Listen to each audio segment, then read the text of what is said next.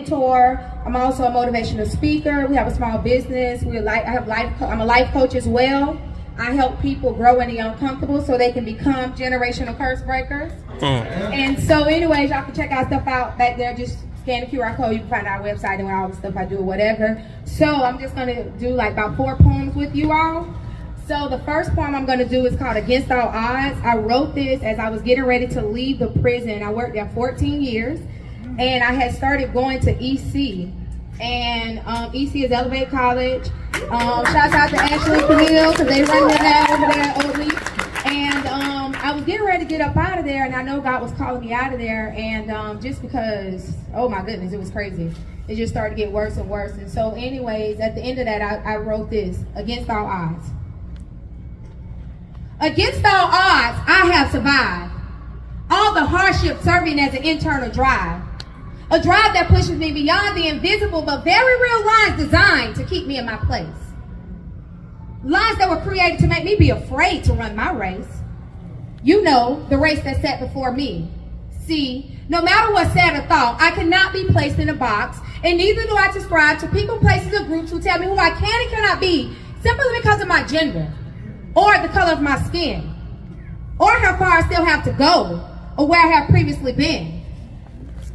My God has made me female and black, and I would not shrink back because my character or integrity offends you.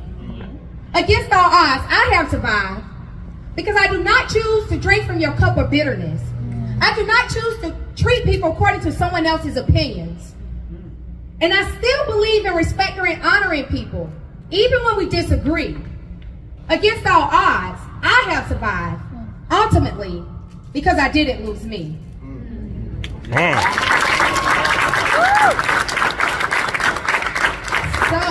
that's the first one. So I'm trying to do these in order, and it's gonna seem real crazy how they go. So then after that, God got me up out of there, and let me tell y'all, then I had to realize we had some healing to do. So this one I don't know about heart. I'm gonna read it off the phone.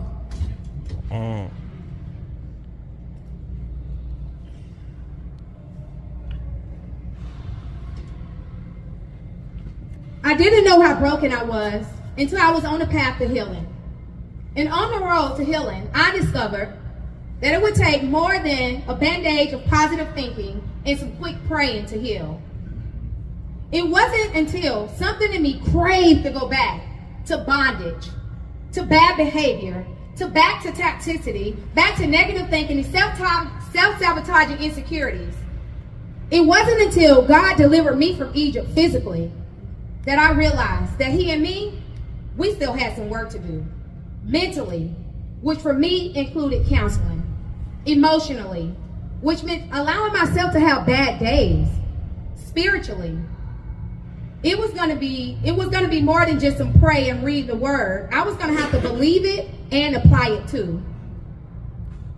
It is and has been uncomfortable. But can I tell you, I'm healing, y'all. And my husband and some of my friends can tell you that. My mind has changed. My heart has changed.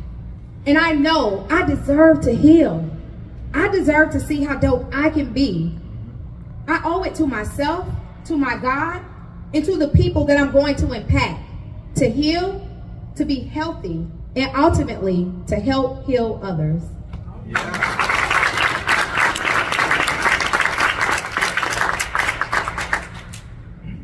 So, after I decided I'm going to heal, God allowed some things to surface, like some insecurities.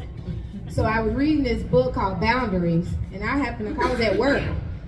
And I called my husband. I was like, Tori, I think I'm insecure. And he was like, yeah, I know. Okay. So here's the thing, right? I have to give y'all some backdrop on that. I had to teach my husband. I say teach, like let him know it's okay for him to be honest with me. I am not one of them people that read between the lines, just tell me the truth in love. And so I didn't know he knew I was insecure because he's never treated me less than. And that was the beautiful thing. He knew it, but he just was so busy treating me well. And I had been so accustomed to people treating me the way I treated myself, which was less than. So I'm going to try to do insecurities off my dome. Yo, so I'm mad insecure. And at times I'm very unsure of who I was, who I am, and who I need to be. just to be accepted for being me. I'm constantly trying to improve myself, be the best version of me, and then maybe I can just breathe.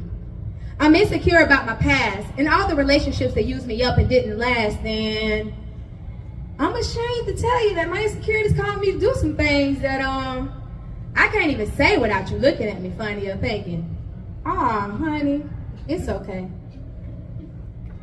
You did what? With who? And when? It's okay. Just don't do it again. As if it was that simple. Hey, if it was, I wouldn't have done it in the first place. But yeah, okay.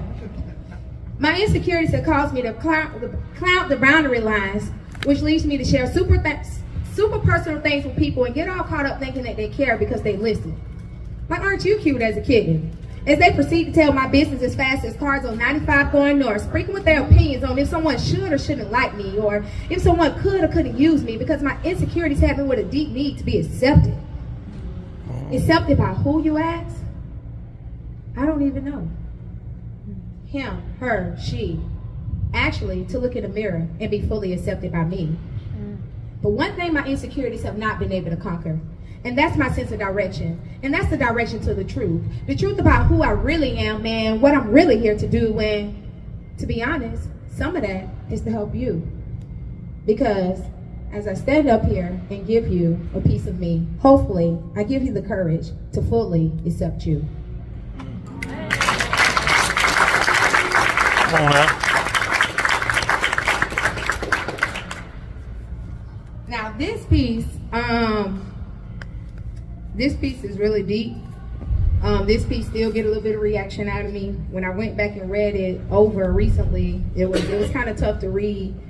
It was tough to read because I was sad for the girl who wrote this piece. I generally write myself out of these places. So generally when I'm writing it, this is what I'm feeling. And by the end of it, I'm gonna have some hope. But the fact that I was ever here is what saddened me. But I'm so grateful to God for grace. I'm so grateful to God for growth. And although it was uncomfortable, He stuck with me. And I was able to get this piece out. And I'm also able to move from this piece. And this piece is called Uncuffing from Rejection.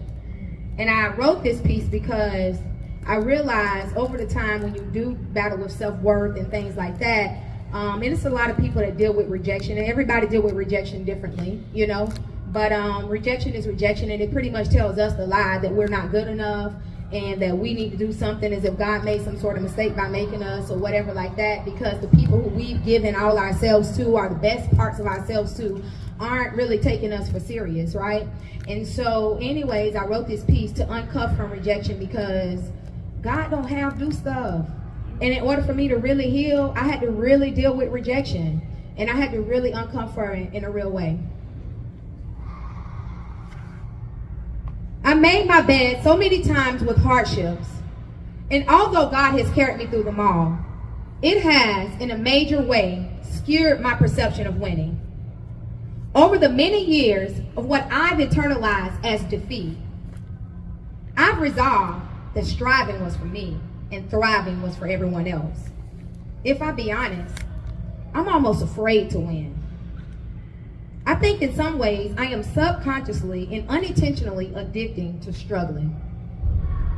I know in past times I would purposely choose the hard way. I thought it would prove something.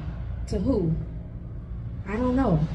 Well, since I am being honest, I thought it would prove something to me and anyone that I was in relationship with, that I'm worth being in relationship with. It'll prove that I'm tough. It'll prove that I don't give up easy. It'll prove that I'm worth the fight. It all started with a deep-seated lie of rejection, and that somehow my God made a mistake when making me. My life hardships, whether intentional or unintentional, has a way of making me be the problem. I'm the reason that I was touched as a kid by a trusted adult. I'm the reason my sister got killed because I didn't do anything to stop it.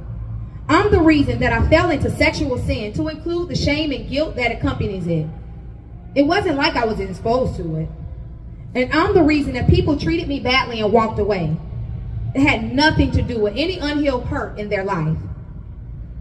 This lie of rejection has and had convinced me that surely their rejection was not a part of God's protection. It's all about me not being good enough. I was good enough to sleep with, but not marry, which is why I gave my husband such a hard time when we dated. All of my friends were supposed to last forever. Forget this reason or season mess. So I would practically be a doormat just to keep people around. And I felt they had some obligation to me when the reason or season was over. It fed the lie. So I write this down and I speak this out to confront the lie of rejection. I cast it down and announce the truth that I am loved, accepted, secure, and valuable in my creator, who didn't mistakenly make me, but made me creatively and wonderfully complex. I am Imago Dei, and as his image bearer, I will stand against the lie of rejection and the lie about not being good enough. I choose to not just know the truth, but believe it and walk in it too. I am accepted by the Most High God. He created me with great reverence, with heartfelt interest, to be unique and set apart. In those trials, although hard, it was intended to make me stronger, to last longer in what it is that he is calling me to. Yeah.